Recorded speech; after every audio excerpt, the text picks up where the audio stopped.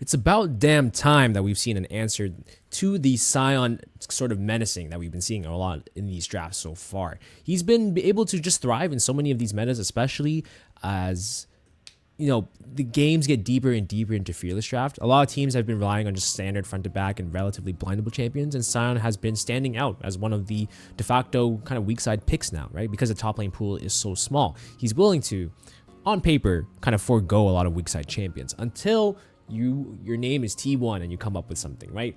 Obviously, this is a champion that has some of the craziest, most manipulatable sort of kits in the entirety of League, right? His whole dynamic is being able to be manipulated. And that is why this Yorick B2, this snap pick Yorick B2 is so important, right? BFX, it's giving Mundo Snap into Zyra from G2, right? Just instant pick. And this is only because we're in an environment like Fearless where we're able to come up with these creative picks. It's so cool, bro. Why does this work, by the way? So, on paper, Sion is a scaling champ, scaling big tank, create a lot of space, front to back. You know the vibes, right? Basically Ornn, but kind of worse. Scales harder a little. He gets a little bit tankier, but in terms of scaling, he's able to provide some unique sort of dynamics, right? But obviously, he has one of the most dynamics matchup curves in all of League of Legends, I would say, right? Because there's so many matchups where he just absolutely suffers. But he's a good boy. He'll just take it like a champ. He's able to clear waves. This is why players like the Baus are able to pilot him so well. Why does Yorick work though? It's because if you think about Yorick's kit and the way it thrives and the way he's able to manhandle Sion with the boys, essentially, there's going to be this, and especially with the wife, right? You got the boys and the wife and kids. And especially when you get the wife, it basically creates an environment where essentially the entire game, Yorick is not really able to thrive, right? I mean, Sion is not really able to thrive. Because while scaling is good and Sion scales, scaling is contextual. And because of this context, this Sion pick in particular can no longer play the scaling game. It cannot chill, right? And because lane swap dynamics are now out as well, so this creates a ton of panic into BFX, right? And their champs do a whole lot of nothing, right? Their only pivot pick in this case is the AD carry on R5, right? And look at how many AD carries are banned. Look. So we can do a quick roll call. Varus is gone, Ezreal is gone, of course, first wave. Then the second wave is usually like Ashe MF Jhin, and you can see that gone as well. And then just like 20,000 other AD carries banned. Look at this, Kai'Sa's gone, right? Kalista automatic ban, sure. Caitlyn Jhin also gone.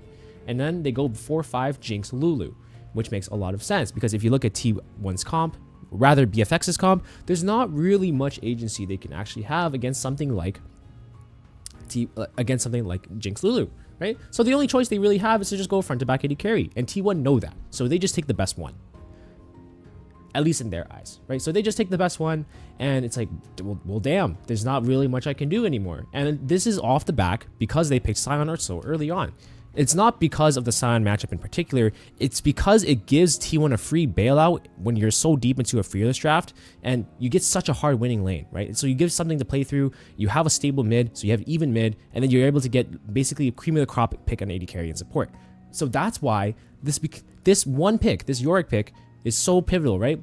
It's not only about the counter pick, it's about the matchup, the bailout that you get, and the resources you can push back to other areas. And sometimes it lets you cheat up certain roles in the game as well, right? Top lane, B2 top lane, incredible, right? You're able to just push it up. You get a huge matchup. Everybody gets to eat. You on a team like T1, counter pick support, no worries. Late game, you can pick whatever AD carry you want. It's actually an underutilized counter pick as well. You can see how many of them are banned. So that's why this is such an incredible sort of counter here, and that's why people people need to keep cooking. You need to keep going into the lab here in order to understand these types of things are what breaks drafts. It's not just about your gameplay. And that's probably why teams like T1 have been favoring Smash as well. It could be champion pool, it could be playstyle in relation to that champion pool. So game 2. Another team that's willing to, I'm going to work backwards from this draft again. So game 2, you can see they're willing to do, another team that's willing to do Jason to Gwen against T1. So T1 are just bite, they go for it, why not? And then they go Sejuani Rise, and then they match Corki, right? So it's nothing too crazy. This is another team. I think the sentiment is that they're willing to play it specifically into Doran. So they like the prio that the Jace really grants. That's basically the logic behind that. And otherwise, it's a relatively standard draft. The only issue I have with it is because of the Sejuani Gwen. Your team fighting prowess is a lot weaker. So while the Gwen itself is very strong, it's because of the surrounding champions that go around it, it ends up not creating much oomph in terms of your capability, right? And because T1's team, they feel obligated because BFX initiated this and they wanted to go forward. So T1 are basically obligated to go Renata. In this case, that's at least that's what their vibe is. They could have went for something like a Leona and just accepted the soft counter pick and just try to outplay the team fights. But you can see here with a weaker team fighting mid laner and Corki in his current state, there's not really much he can do. And that's basically how this pans out. So, and then quickly, really quickly, jumping on the first game here, I really just wanted to point out why this Yorick's so strong. It's a very standard draft, right? Varus into Jason Zhao trade, and then they try to go Nefiri, but Nefiri is not favorable into the Xin Zhao because it's just individually losing. So in this case, it's pretty good for T1 overall. They just go automatic recon on 4. So they have basically the poke condition and winning lanes all around. And they basically get whatever they want. And they neutralize top. So it's a very clear game plan for T1 to play around, and they can put all their resources in the right place. Very standard draft. But hopefully, very quick analysis over that. Hopefully that makes sense, right? The main thing is the Yorick pick and why, this is really where these deep champion pools can thrive. So hopefully that makes sense. Catch you next one.